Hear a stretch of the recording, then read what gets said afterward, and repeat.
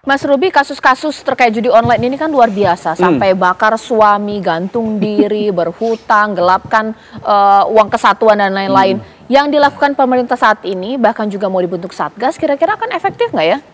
Oke, menariknya adalah Satgas yang baru dibentuk ini, menurut saya kalau kita lihat struktur organisasinya, itu podo wae dengan pejabatnya, ketuanya, Pak Menterinya, Pak Menkonya, lalu wakil-wakilnya itu adalah deputinya, dirjennya.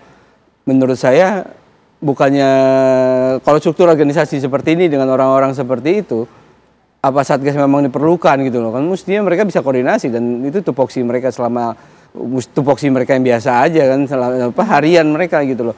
Nah, yang saya khawatirkan dan kalau memang struktur organisasi masih seperti ini dan informasinya belum lengkap juga, kalau kita mikirnya ini nggak akan menyentuh substansi masalah di judi online, di mana ini akan menyentuh cuman yang saya baca ya dari salah satu wakilnya di Satgas, itu mereka akan melakukan sosialisasi untuk menjauhkan masyarakat dari judi online. Menurut saya itu tidak akan efektif dan itu akan terjadi. Mestinya yang pastinya yang kalau kita judi online, kalau namanya juga judi online gitu ya. Terus Satgasnya kan kata-katanya pemberantasan. Pemberantasan itu mestinya kan pelakunya utamanya kan, pelakunya yang diuber gitu kan, yang agar dia minimal tidak beroperasi, kalau beroperasi pun bisa ditangkap, kan dua hal itu. Nah, dua hal itu menurut saya hanya bisa dilakukan secara teknis dan itu nggak terbukti di Satgas itu nggak ada tim teknis yang di bidang IT-nya, baik tim SDM-nya maupun tidak terinformasi metode apa yang mereka akan gunakan di Satgas ini. Kalau yang seperti disampaikan oleh salah satu wakil di Satgas tadi, hanya melakukan sosialisasi, ya menurut saya jawabannya tidak akan efektif Satgas ini. Benarkah begitu Mas Erlangga, kalau sosialisasi saja ya nggak mau, kalau orangnya memang masih mau main judi online, atau jangan-jangan efektif nggak? Saya detox deh, nggak main HP dulu selama seminggu sebulan, kemudian dekat dengan keluarga, kita bisa berhenti? Kalau pilihannya dua itu, yang pertama sih saya setuju ya, saya nggak yakin dengan sosialisasi saja itu menjadi efektif. Sampai di tingkat, malah menurut saya nggak berguna lah, kita nggak usah bahas efektif, itu lebih ke nggak berguna. Untuk sosialisasi, kita itu dengan mudahnya bisa terpapar apa yang kita mau, baik atau buruk yang kita serap lah, informasi itu kita bisa cari sendiri. Kalau cuma sosialisasi, mungkin kita bertanya ke orang juga udah jelas jawabannya, ini bagus atau enggak, pasti dia akan bilang enggak gitu. Jadi memang kita harus memaksa diri kita paksa untuk kita keluar dari situ. Betul kata Bang Robi tadi, kalau misalnya memang Satgas ini harapan kita kan sebagai pemain itu bisa menjadi percepatan Indonesia untuk menghentikan wabah judi online ini. Karena ini memang masih efek domino awal, jangan sampai ada satu negara hancur karena judi online kan gitu. Jadi saya rasa kalau masih membahas yang dasar-dasar aja itu bukan Satgas sih namanya. Oke. Kalau misalnya tadi saya bilang nggak usah main handphone dulu, detox dulu seminggu, 2 minggu, sebulan, dekat dengan keluarga, bisa nggak kayak gitu? Itu justru lebih bisa. Kita olahraga dekat sama keluarga, terus sama Tuhan ya, sesuai agama kita masing-masing. Sebetulnya itu udah cukup. Dan kurangi hal sebenarnya kita tahu dari mana kita terima informasi itu, dari mana kita terpapar itu kita udah tahu ya, itu jelas dari handphone. Jadi kalau dengan cara kita mematikan handphone itu menurut saya lebih efektif sih. Karena kalau kita udah 2-3 minggu berhenti, kita udah di pola berhenti sebetulnya, Mbak. Atau mungkin saya butuh kalimat apa ya, penyemangat untuk korban-korban judi online, bahwa judi online itu nggak akan bikin kaya gitu, nggak akan untung, pasti rugi, atau bagaimana?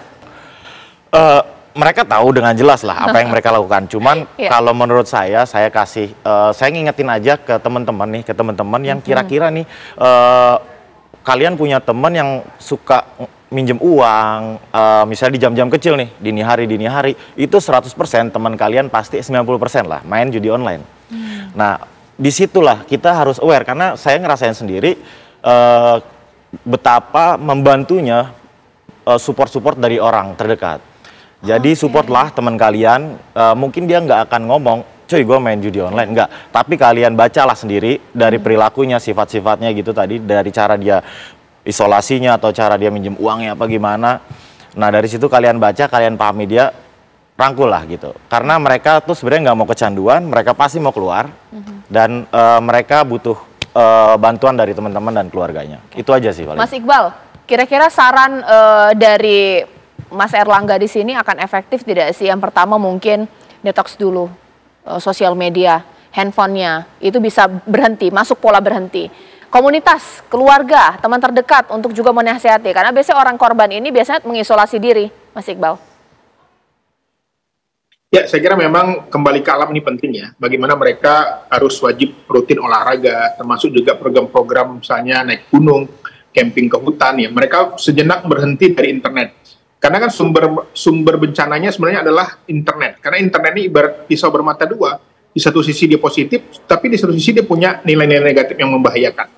Untuk itu saya kira bukan hanya sekedar edukasi dan sosialisasi, tapi bagaimana menguatkan mental fisik para rakyat Indonesia, sehingga ke depan program-program itu sumbernya tidak bisa menyebabkan orang-orang bermasalah. Walaupun dia main game, walaupun dia misalnya main media sosial, dia tetap bisa sehat karena keseimbangan. Jadi di sekolah harus ada program-program bagaimana agar terjadi keseimbangan antara kognitifnya, afektifnya, psikomotoriknya, juga termasuk antara dunia nyata dan dunia maya.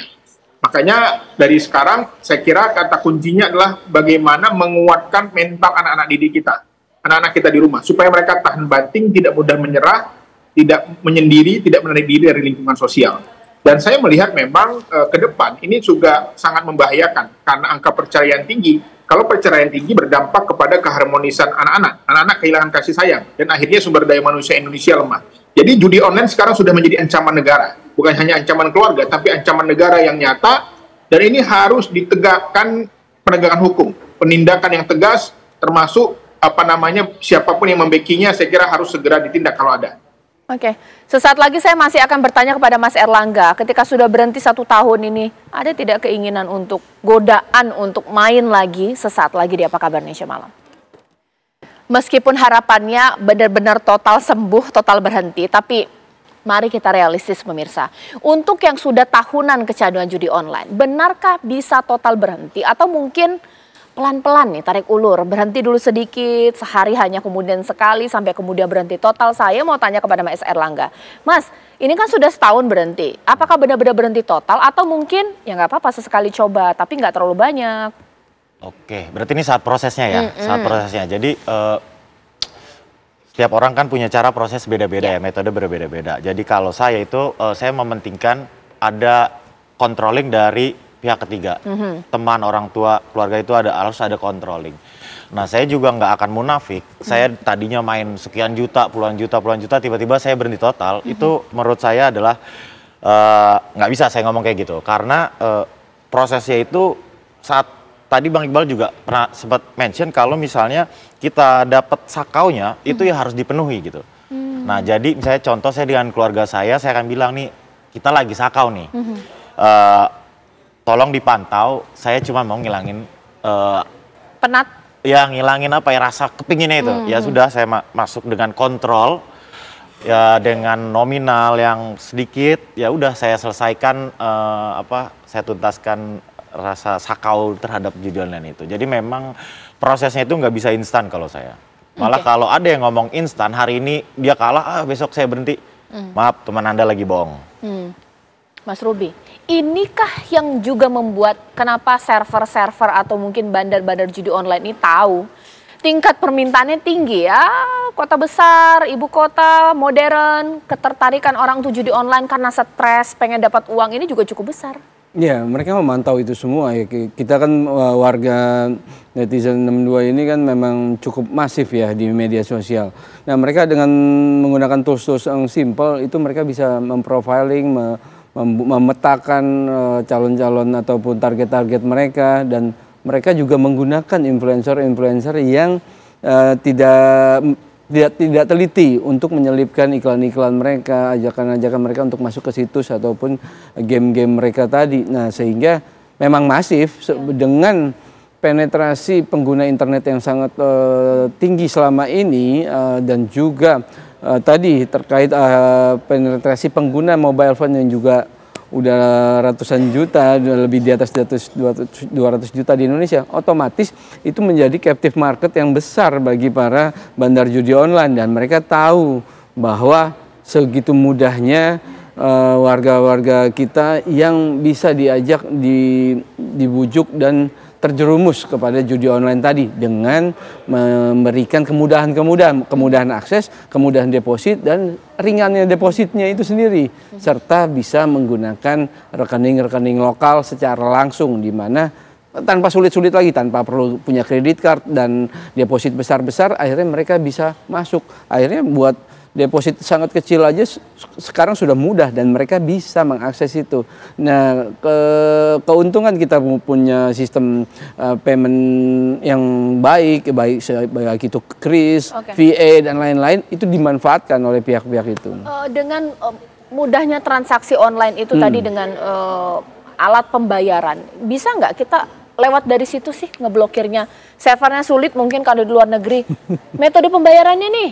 Gitu. Tempat mereka mengumpulkan uangnya nih, kan mudah-mudahan pasti daftar kan? Betul. Mudah-mudahan lah Satgas ini yang bilangnya katanya mau dari hulu sampai hilir mau diberantas. Mudah-mudahan itu salah satu yang bisa dilakukan.